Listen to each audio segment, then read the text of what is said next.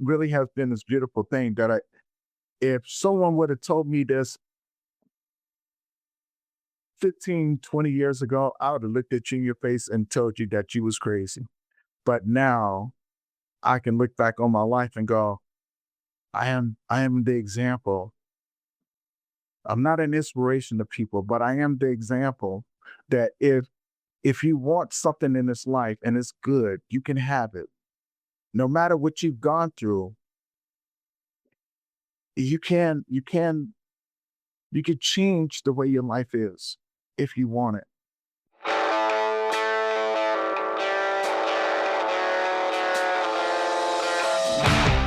Welcome to Going In Blind. I'm your host, Zach Tidwell, and today I'm speaking with a former gangbanger who turned his experience with grief into a life of service. This is part 2 with Tony Lynch.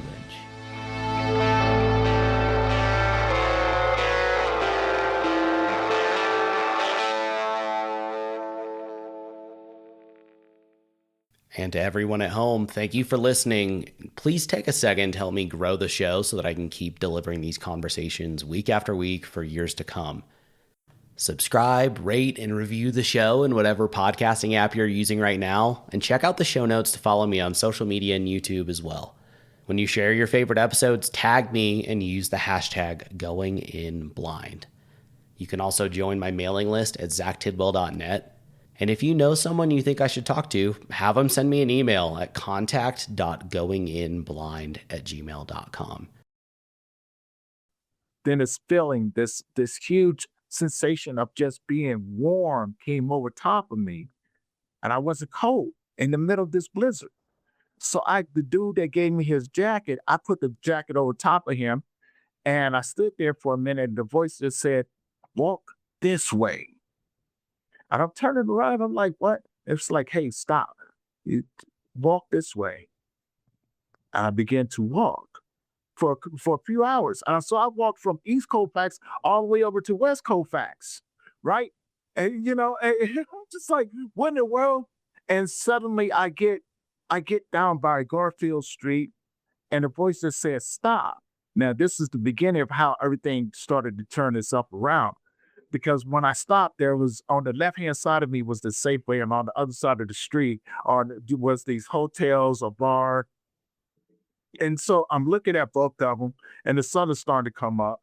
So I go and sit over behind over at the Safeway, which put me behind this building, which I later found out was a labor ready, because I'm sitting there, the sun is coming up, I'm starting to get a little chilly, but I'm starting to see people jump out the bushes and they going into this building. I'm thinking to myself, maybe this is a place I can go get a hot meal, maybe a hot cup of coffee or something like that, because I have to figure out what I'm going to do. I don't know where I'm at, but I go in there and it's a labor ready, and I'm asking people, what is this labor ready thing?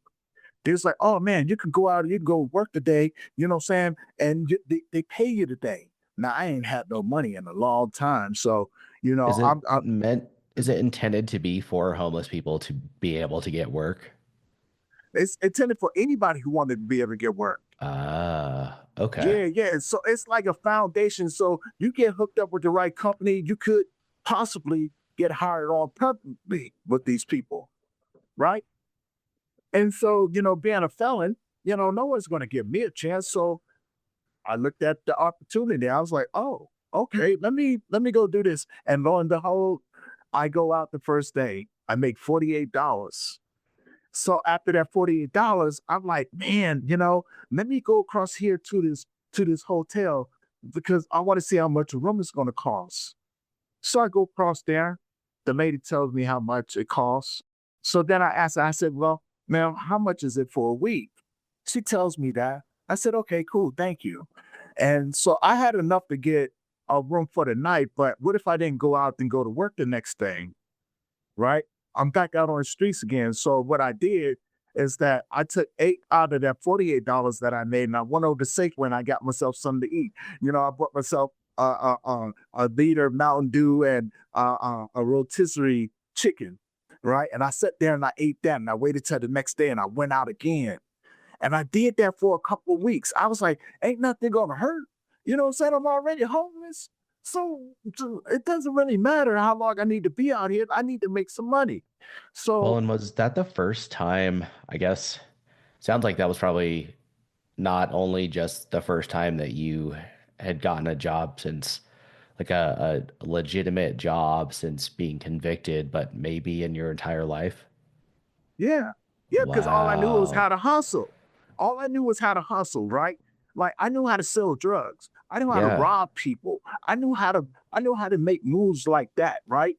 You know, so when it came down to working, well, no. I would say let me correct myself. At an early age, I used to move furniture with my uncle. And so I had to really get work ethic at a very early age because they was tired of me getting in trouble. And he was like, "You're gonna come out here on the big trucks with me, and you're gonna move some furniture with me. When we calm your little butt down." And so I And did that's have that, right? miserable too. Right. It's Moving is miserable, so right? miserable. Yeah. Yeah, and so and we used to move a lot of army barracks and stuff like that. So, you know what I'm saying? I was like, man, shoot. And anybody know anything about army barracks? They're built straight up and down with cherry wood furniture, oak furniture, heavy stuff, and this and that. They're working on the van lines with my uncle and things like that. So, fast forward, now I'm doing this. So I have a pretty good work ethic. You know what I'm saying? I do. I know how to work hard if I need to. And I knew that I wasn't going to go back to hustling. So labor ready became that thing, like I was able to go out. People, I got connected with this company and they were like, man, we want to keep you out here for as long as you want to come. So they did. They kept me out there. And over a period of 2 weeks, I saved up enough money and I went back to this hotel room, to this hotel. And I got a room for a week and I kept a little money in my pocket. But just in case purposes, if I don't go out, at least I have enough money to get another week. Right. And so I did that. And then, as luck would have it, I did that for probably about a month or so, and then finally I landed on a contract working at the Golden Post Office that paid $116 a day. And I was like, man, they was like, you want to be a part of this? I was like, yes, I do. And so now I got a little extra money in my pocket. And so you know what I did? I went to the Walmart and I got my first set of pair of glasses and I bought myself some jeans and I bought myself some socks and all of those amenities like toothpaste and deodorant, you know Just what I'm some saying? creature And yeah, comforts that like you right, really like right. basic necessities of being a Basic person. necessities. Yeah. But these are things that people take for granted. Yeah. And you don't know how much that means to a person like me that didn't have that. Right? So I'm able to go and spend a little money to buy these basic necessities. Oh man, you and I could take a shower, I could take a bath, I could put some soap on my body. I don't have to wear socks that's stuck to or embedded in the bottom of my feet that when I pull them off, you know what I'm saying? It's taking out chunks Rips of my the foot. yep. Yeah. You know what I'm saying? I don't have to sit here in shoes that is so funky that I'm sitting here and you can smell my feet through my shoes. You can smell the funk off my body through my clothes. I don't have to wear that no more. So yeah, I can sleep in a bed. You mean tell me I could turn on the TV and watch a TV show and not have to worry about nobody coming and kicking in my door trying to kill me? I can I can order I can get some food. I can enjoy a nice meal Well, and without having to. do you remember? I mean, you do have that looming over your head of there are still people out there who Yeah, do want you dead. I mean, that's this whole time is hanging over you. yeah. How how do you even navigate that, especially as you're getting off of the street and starting to now you're not going to be necessarily in the shadows as much. It's not like you're plastering yourself on a billboard, but you are back in the more not visual, the less ignored part of society, and the uh, how what I mean, that's even today. How I don't understand how. I mean, you're moving through life, especially early on like that, probably still fresh in people's minds from Mhm. that world. What did all that look like? And look, just like me moving through life, man. Look, I'm a, I was never afraid to die. I've never been afraid to die. And I know that with the things I've done, I lived in a world where if it was going to happen, it was going to happen. But I'm not gonna be afraid of people. If you want me, you're gonna have to come and get me. And I'm not gonna make it easy for you. That's just the bottom line. I'm not gonna make it easy for you. I don't live in a world where, you know what I'm saying, where I'm naive to the fact of that there's people that's going, if they get the chance, they're going to try to kill me. So I still live within that realm of I'm still have to look over my shoulders. I still have to learn how to move, but I'm not going to be afraid anymore. I'm not going to hide from you. If you want me, here I am, right? I know Yeah. how to survive. And that's just going to be the bottom line of it. Right? If you want me, I'm ready. You may get lucky. I may get lucky too. So whatever it looks like, that's what it's going to be. Yeah, it's just reality for you. It's just reality, It is man. what it is, and you could Right. focus on that or continue pushing forward. Exactly. And so I continue pushing forward. But you know what happens, Zach, man? I started drinking, man. This is how I lost everything this time around. I started drinking.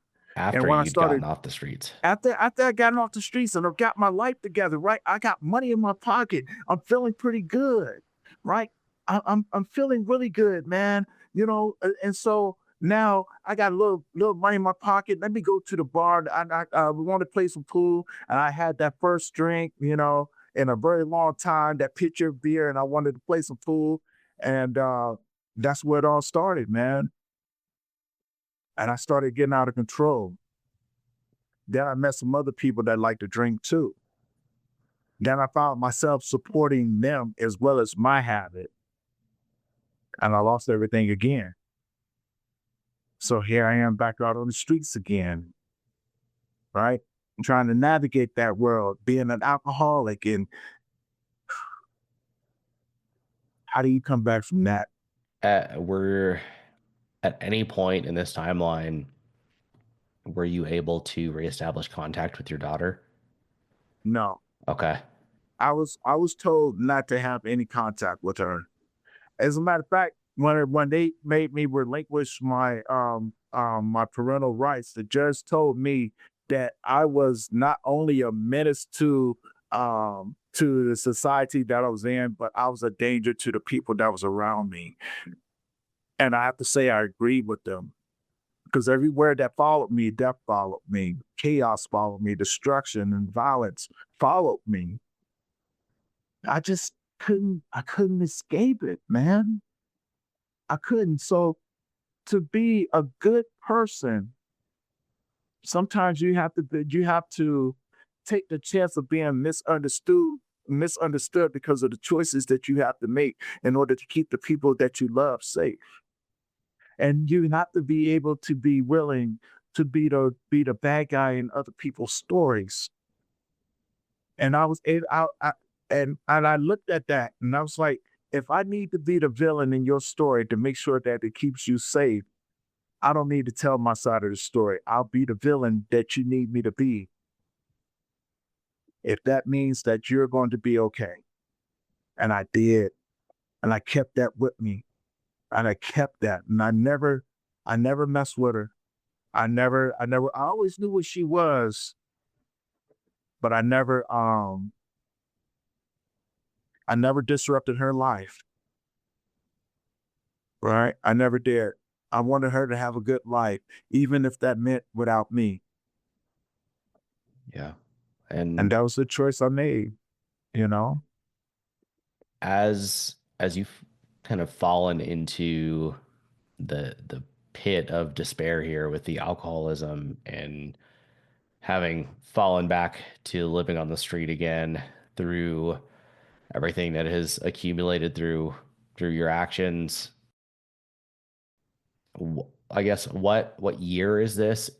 Do you remember around the timeline? Because we started this early 2000s. Yeah, so now this is around, um, 2000 to the mid 2003 now. Okay, so relatively short time period Yeah, between like you relatively, got a right? taste of some normalcy and then kind of started to Yeah, party it away and surround yourself with what probably wasn't the best group of people. yeah, And yeah. so you start, when do you start cleaning that act up? Well, let's see, 2003, I meet some really good friends that, at that time, I didn't know that they was gonna be pretty good friends, and they lived up in Evergreen, Colorado. And they took a liking to me. It was like, "Hey, man, like, I don't know if you want to or not, but we got some extra room at our house. Would you like to come with us and you can stay with us and we'll help you get up on your feet?" So that's how I ended up in Evergreen, Colorado. And so I ended up there, right? And it was cool because now it's quiet. I'm in the mountains, man. And it was beautiful. And so that's when I started getting myself together because now I'm around good people. And for the first time in a very long time, I've never had anybody um, show any sort of kindness to me. And to this day, Kelly and Janelle Bissick took me in. They made me a part of their family and they took care of me.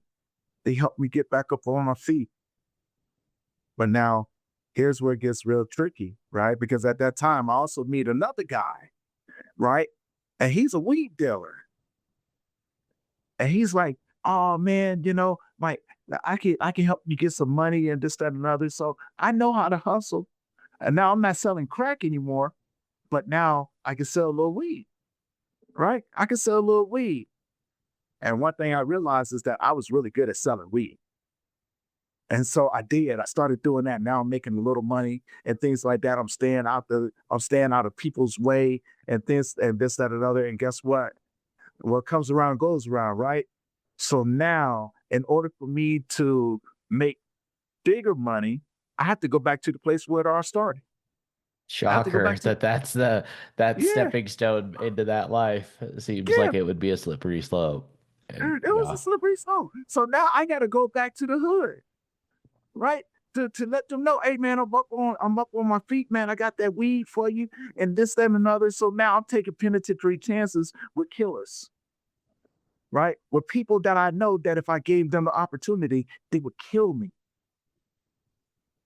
But now here's where I level the playing field because I'm going to do the same thing to them, right? So we can keep this as a business arrangement, or we can get it to some gangster stuff. So I started getting myself together, and in 2000, shortly after that, I go out to Arizona and I get busted for trafficking in marijuana. yeah. And I ended up getting locked up for a year out of Arizona for trafficking in marijuana because the dude that I was with, he set me up. Shocker that you can't trust people in that Can't that trust, space. can't trust But nobody, man. and I want to try and maybe speed up this Yeah, timeline a yeah, little yeah, bit most here because definitely. we're already an hour in. And with that, so more prison time, I would imagine more time back on the street. When does your life actually start to turn around? When do you start? I get there might be more of these ups and downs, kind of repetitive cycles, but when does it actually start to make the transition towards where you've headed today? 2007. 2007, right? So 2007, I have my son. I'm gonna try to speed this up for you and give the, but give you give you some details, but try to keep it short for you. So 2007, December 18th, 2007, I had my son Jake. Um, and then found out what a narcissist was. And so after my son was born, 2.5 years after that, his mom and we break up. She She's the destroys my narcissist. she's a narcissist, right? She destroys my world and everything. And so, you know, going through the court system, trying to get some sort of custody rights of my son and this, that, another. And they fought me, they beat the crap out of me. I'm talking about his mom got me evicted out of 2 places, got me fired from 4 jobs, got 2 of my vehicles repossessed, just because she wanted to, right? And then after that, she convinced the Larimer County out here in Fort Collins that I was a deadbeat dad. So not only is she beating up on me, but she convinced them to beat up on me too. So now fast forward a little bit. Because during this time, what I'm saying, I'm with my son. I lose my dad and my younger brother, 3 months apart. And so now, I'm getting like back together. She taught me a lot. She stripped me to the bare minimum, but she taught me a lot. And then from there, I meet another young lady, and she's like, "Hey, why don't you move in with me?" I moved in there with her, and then 6 months later, she moves out, and then 2 weeks later, I get custody of my son. So now, fast forward a little bit. Now it's just me and my Bubba. Best time of my life, being a good father, learning how to be a man, learning how to be a good father to my son. I'm not drinking anymore. And in October 31st of 2015, my son um, suffered a major overdose because his pharmacist mixed his medication wrong. He pulled through that one. And I was a happy man. I was a happy father because I was like, yeah, like it's going to be me and my Bubba now. It's just going to be me and him. And then 9 months later, I watched my son die. Was it complications from that overdose? We don't know. He passed away from unknown causes. So imagine living with that and not having any sort of closure to that, right? And how can you not And wonder if it's a byproduct of that slip up? right. Well, Yeah. no one wanted to take responsibility for it, and it's okay. It's okay. You can't change the past now. It sucked. It sucked, man. Losing the one thing in this world um that made me happy, that I actually had the chance to do something and change my life and do something good by raising this little human being to be a better man than me. And life decides to take him away from me. And he was still a kid. He was Like only a, 8 years old, oh my gosh, man. right? And then 2 years after that, I lose my mom, right? I lose my mom on my grandmother's birthday, July 25th. Son passes away June 16th of 2016. My mom passes away July 25th of 2018. And I lose everything again. And now, I mean, you've got your sister, but your dad, your brother, your mom, and your son are gone. They're gone. And I would tell you, here's the funny part. I don't know if you caught on to this, but light wiped out my whole bloodline. It took my dad, my younger brother, and my son. Now I'm the oldest and the last of my bloodline. I'm the last male in my bloodline. Life wiped out my whole bloodline and left me here to defend myself yet again. But this time, now I'm an orphan. I got nothing. I lost my company. I lost my home. I lost everything. Shortly after that, I said, you know what? I don't want to do this anymore. And I said, you know what? I think it'd be okay if I just took myself out of this I don't want to play no more. If I got to be the last of my bloodline, then I'd rather be that way. Now my sister is still in Virginia. I'm in Colorado, so she's 1,750 miles away. She don't know nothing that's going on. I haven't talked to my sister in close to 30 years at that time, or 20 over 26 years, 27 years, somewhere around there. I haven't talked to her, so no one knows what's going on in my life. And I planned out my suicide, and then I was 2 seconds away from pulling the trigger. Divine intervention, God, whatever people want to believe in, something stopped me. And it started talking to me.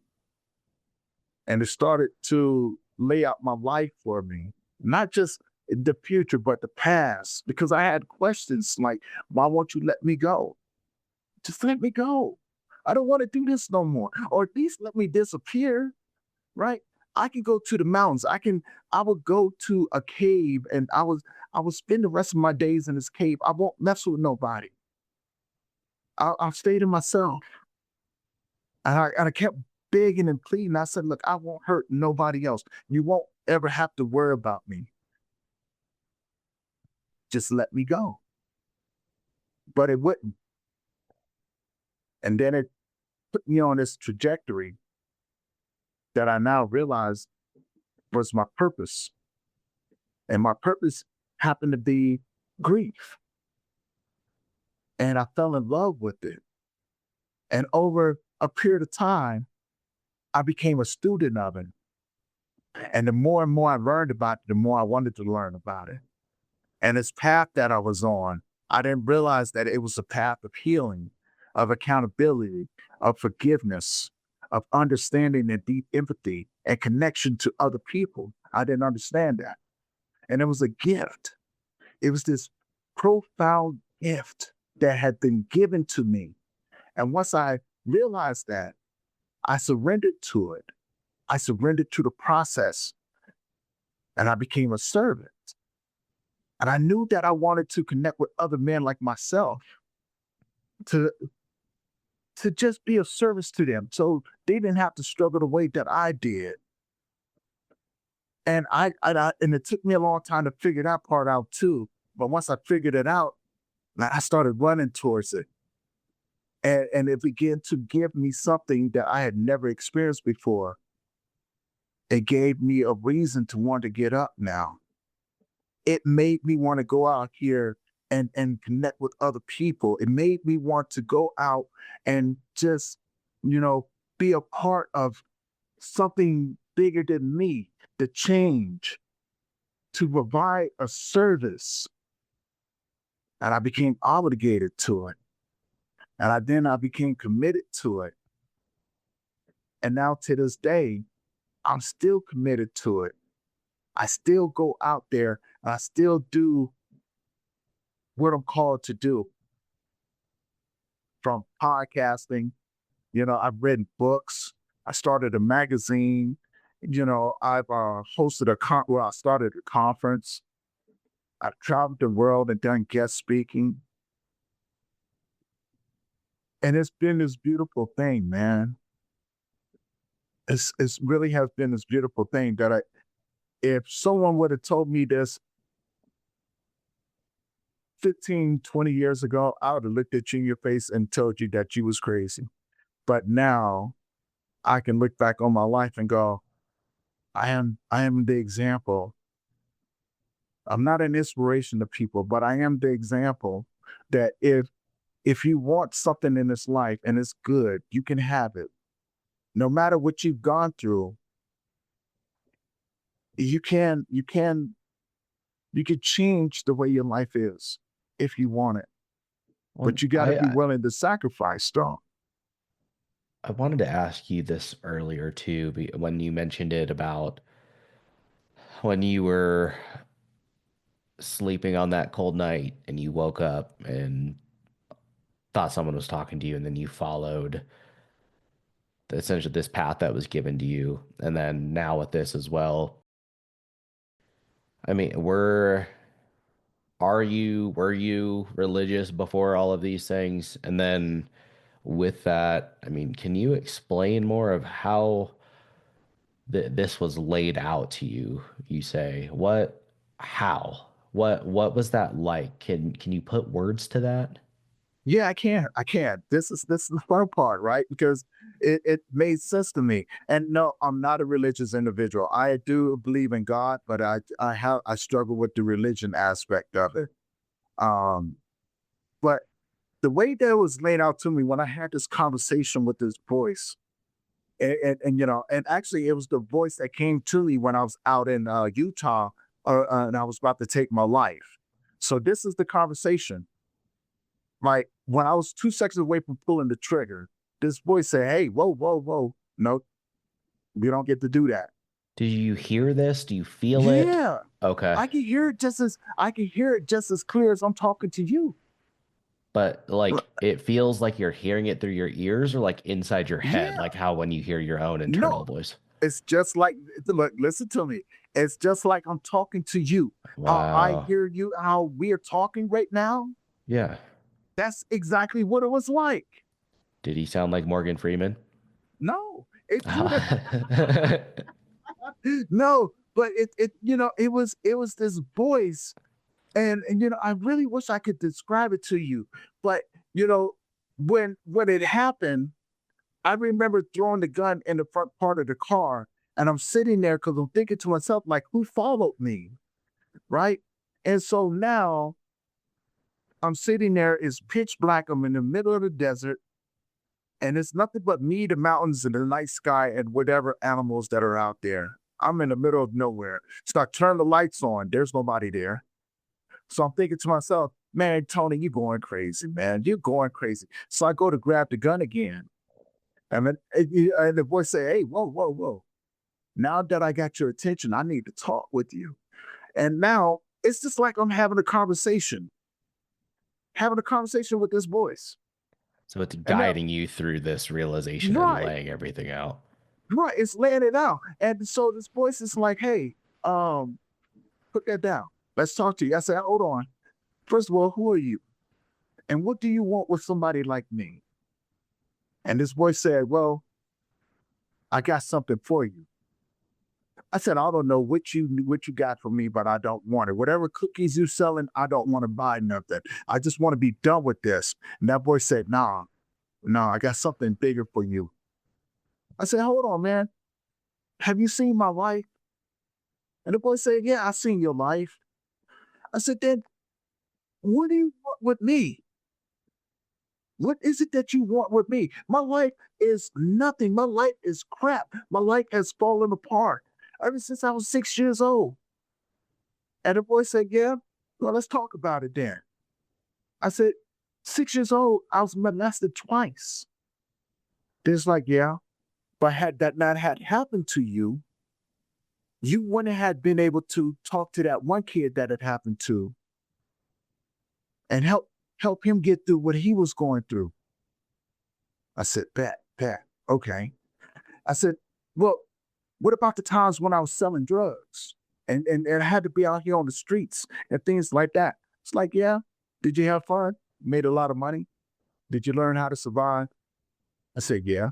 How did that work out for you? I said, well, it served me good. Then good. Okay. I said, well, now you done made me leave my home and everything at a very early age and things that another. He was like, yeah, but you didn't need to be there. See, I had to move you away from them because I didn't want nothing else stopping you from going where I needed you to go. I said, oh, so it was all about you, huh? It was like, yeah, it was. It was all about, it was bigger than me. See, and I was like, well, what about all the times I was homeless? And things like that. It's like, yeah, well, had you had been stable, I wouldn't have been able to move you around to people that you needed to be around. I said, well, what about the people that tried to kill me? Well, you learned a valuable lesson about people, didn't you? Go, yeah, okay. So it wasn't wasted. I was like, oh, hold on. I said, now, what about all the people that I've lost? There's like, oh, so you thought that had something to do with you. I said, well, I had to be there. I was there when they took their last breath and things that another. They're like, yeah, you was, but it had nothing to do with you. See, the experience was there. You didn't understand that I was setting you up to do what you're doing, what you're going to be doing. I said, whoa, hold on. I said, well, now that we're here, you've taken away my parents, you've taken away my younger brother, and you've taken away my son. And the voice said, well, your parents already raised you. They taught you. They nurtured you. They fed you. Say, yeah.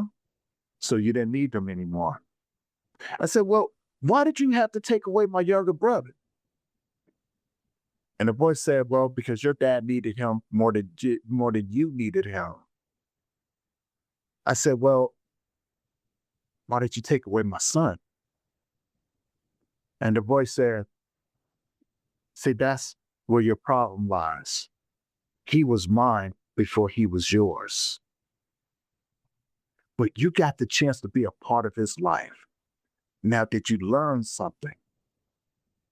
And then after that, I said, well, all right, I guess I can't be a victim. So what am I supposed to do with this?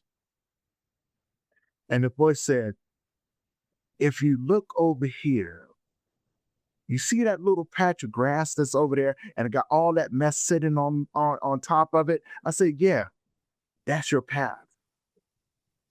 Go over there and start remove that stuff out. And I stay on that path right there. Don't go off on the sides. But I got something for you. And that's how I got to where I am today, Zach.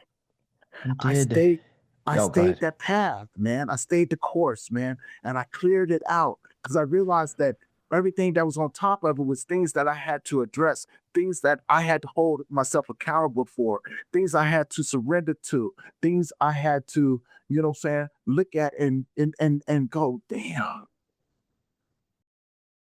When you said man. something really interesting about that exchange is when he said, "Oh, you thought that was about you." Yeah, And because we do think about things that way, when you're like, okay, well, why did this happen to me and this happened to me and this happened to me? In specifically in the context of this comes up a lot, I believe, in the context of, okay, if God is real, then why did this and this and this and this and this happen? right. And that is a very interesting perspective of, well, you're looking at that the wrong way. That's Yeah, that has nothing to do with you. Okay, you're not. This isn't. This isn't. Everything is not centralized around you, even though yeah. your experiences. And did did he ever say I am God or anything No, like that? Okay. I no. notice you because I noticed you mentioned that you asked that and then didn't give an answer, so I didn't think so, but I wanted to clarify. No, it never said that. It never, but Do you whether it think was it was? God, I do. Okay. I think I was like this whole thing that has happened and how I got to where I am. I cannot explain how I got here. Right. I it was this thing called grief that I didn't know nothing about. This thing called mental health and healing that I knew nothing about got me to where I am today. This gift that I never knew nothing about came out into the world and said, hey, sit down. I got this. And I fell in love with it. And I realized that everything that it was doing, setting me along this path, this journey of understanding, it molded me, it changed me. And then one thing led to another, right? I went from this is 2019. I went from going, you know what? This is what I'm going to do, not knowing how I was going to do it. Just knew that this is what I wanted to do. It was in my heart. It would not let me go. Having Would been at not your let me lowest go. point before that. Yeah. Wow. And then now, mind you, now it's something that I've left out, which I'm going to reveal, right? It's something that I've left out this whole time, right? So now I'm on this trajectory, 2019, and I'm thinking to myself, like, I know I want to help men. I knew I wanted to start a nonprofit. So now 2020 comes, COVID happens. Now, this is where it gets real interesting because in 2020, I got my first office space.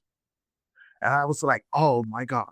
And so I started bringing in other people to do support groups out in Loveland, Colorado, from recovery, mental health, suicide intervention, and I'm still working on being a grief coach and all of these different things. So I got this office space that I'm paying for, right? Out of my own pocket. I never asked nobody for nothing. Never asked nobody, and I still don't to this day. I said, y'all, so like, I just want y'all to come in. Look, we got office space, we got conference rooms, we can do support groups. You let me know what you need. I'm going to do it. I got a graphic designer. I'll take care of all of this for you. Let me help you get up on your feet. Right. And so I did. And then in 2021, I started my nonprofit, Memories of Us. And I started, and now I'm on social media. I'm trying to navigate that world and everything else. I still don't know what the hell I'm doing. I still don't, Zach. That's Right. I life don't, though, man. You yeah, figured out. Yeah. I don't know. Right. I just know I wanted to do it. Right. So, so 2021, I get my 501(c) status. Early 2022, now I'm making some headway and I'm meeting all of these amazing people across the world. And I said in 2022, as a matter of fact, December 2021, I told my buddies, I was like, man, I want to do a conference. They say, huh? I said, I think I want to do. It's like, what do you mean? I said, I think I want to do a global grief conference. They was like, okay, cool, let's do it. What are you thinking about? I said, man, I want to do an event so big, and I want to invite these people in, and I want them to just do what they do. And in April, April of 2022, I did the very first ever Global Grief Conference, 72-hour virtual event. And I took care of all of that. 2023, guess what? I did it again. This one was bigger than the first one, right? 2024, I traveled. I went around and did some guest speaking because I got my first guest speaking gig, and I did that for free. I did that for free. I never asked nobody for nothing. 2025, it comes, 2024 comes around, and I got my second podcast. I'm in a new office space. I'm enjoying life. I've written 2 books. I got 3 more on the way. Gosh, dude. Right. I just That's started a magazine. Right. I done written programs. I'm doing all kinds of stuff now, man. And I say that to say this, right? And there's a part that I left out on purpose. Up until 11 months ago, Zach, I was homeless. I did all this stuff while I was homeless, man. how are you paying the bills for this commercial space?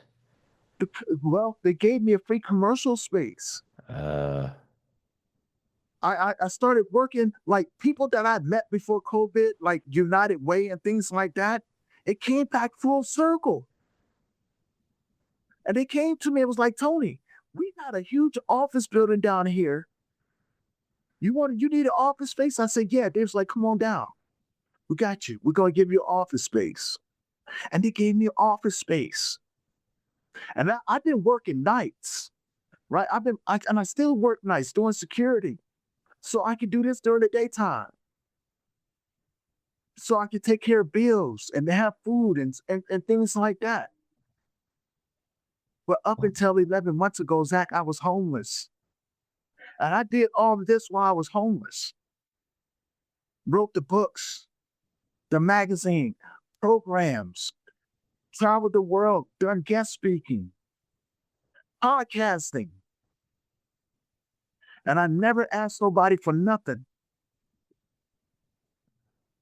have you had check-ins with it over this period since 2019? Every day, And I every day, is 24 hours a day, I'm checking in okay. with it. And I wanted to ask you earlier when you mentioned it, when I realized I think I said he twice and you made a point to keep saying it. Do you hear, is there, because you're hearing it, like, is it just a flat voice? If you're not hearing anything that sounds male or female, like, I'm trying to picture this. I mean, is it still conversational? Yeah, You're still yeah. hearing? Okay. It's still Wow. conversational. It's still, hey, be mindful of this person over here. Hey, you know what I'm saying? Go this way. Hey, you're gonna have to surrender this. Hey, Yeah. eh, it's time to sit down and rest a little bit, right? Hey, let's just go here. I need to teach you some more things. It it's guiding me along the way. And every time I turn around, I'm going, hey, what else is required of me? What else do you need from me? So you know what I'm saying, so I can be better at what I do. And it's just and the voice always tells me, hey, be patient. Everything's gonna make sense to you. It's time to close this door. Be wary of that door over there. You might not want to go through that one. Be careful of that person over here. They may not have the best intentions for you. And then there's times when I don't hear it where it says, you need to make decisions. You need to make some decisions, you know what I'm saying? Um, for yourself now. And I do. Wow. And you know what I'm saying? And but the voice is still there. The voice is saying, hey, your gift is making room for you. Allow your gift to take you where it needs to go. Don't be stubborn. Surrender to it. Walk with it. Be free with it. Let it manifest itself into the world. See where it takes you. But most importantly, give it away. Don't ask anybody for anything. This is not yours. If they try to give it to you, don't take it. Don't let that be the reason why, or be the reason why you do what you do. So you go out here and you do it. I will take care of you. And that's how it guides me. And it has shown in ways like getting that space given to Yeah. you. Wow. Getting this space, getting into my first ever apartment after 8 years after since my mom passed away, right? And I've been in my own apartment since, say, for 11 months now, Yeah. out of 8 years. So I remember I just said 6 years ago, I started this, right? And I didn't know what I was doing.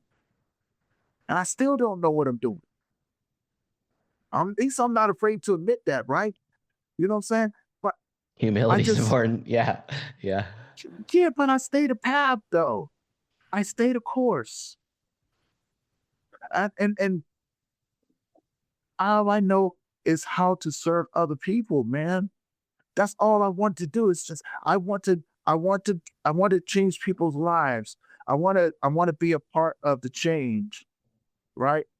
I want to help men heal, but I also Yeah. want to showcase other people that are out here doing some amazing things through things that I do. Partnerships and networking, collaborations, and things like that. But I want to do it in a way to where it doesn't cost them anything. I would rather it cost me than it costs the next person. I will make that sacrifice so it doesn't cost them, right? Yeah. Because I don't want them to ever feel as if, oh man, you know what I'm saying? Like, I don't have the money to do this. I don't have the money now, but I'll figure it out. But you don't worry about it. I'll take care of this for us. And they look at me like, really? I'm like, yeah, I'll take care of this. Don't worry. I'll take care of this. And I do it. And I've been this way ever since then, Zach. And I wouldn't change it for the world. Well, it's a beautiful thing and a perfect place to wrap this up because I need to wrap this up and I think this is a good stopping point. So Yeah. Memories of Us is your foundation. Tell everyone the name of your magazine, of your conference, and where they can find your books. I will have links to all these things in the show notes. Yeah. The Memories of Us, you can go to the website www.mensgriefsupport.org. Um, I won't let you donate. So if you try to donate, I will deny it. And plus the donate button don't work up there anyway. um, you can, with the magazine, it's called Grief Talk Magazine. It's the first ever magazine dedicated to grief, trauma, and mental health. And, you can download the digital copy for free. I'm about to put out some new copies and everything. So you can access those for free. The books, my first book, Relentless, Empowering Stories of Overcoming Adversity. You can find that one on Amazon. It's the first ever book that I've done that went international bestseller. Uh, I have a second book called Men Grieve Too. You can go to lulu.com under Tony Lynch and you can get that book from off of there. You can also, if you're a guy or and you're looking to find support to help navigate your grief and trauma, your mental health and things like that, I do support groups. You can find me on Facebook. I have a few different pages up there. I have the Memories of Us page. I have the Tony Lynch page. I have the Grief Let's Talk About It page as well. You can connect with me through any of those. And if you're a grief worker and you're looking for a place to call family and be around like-minded individuals that you can network with and collaborate with, I have another organization called the Global Grief Network. You guys can go there and join me over there and be a part of this huge growing network of practitioners that's out here changing people's lives one heartbeat at a time. And you can find me on LinkedIn as Tony Lynch. Um, you can find me on Instagram as Men's Grief Support. Other than that, yeah, I make it real easy for people to find me. Yeah. And again, all those links will be in the show notes. Tony Lynch, thanks again for coming on. Brother, it's a pleasure. Thank you for the opportunity. And thanks everyone at home for listening to another episode of Going In Blind. Remember, please take a second to rate, review, and share the show around because people need to hear these conversations.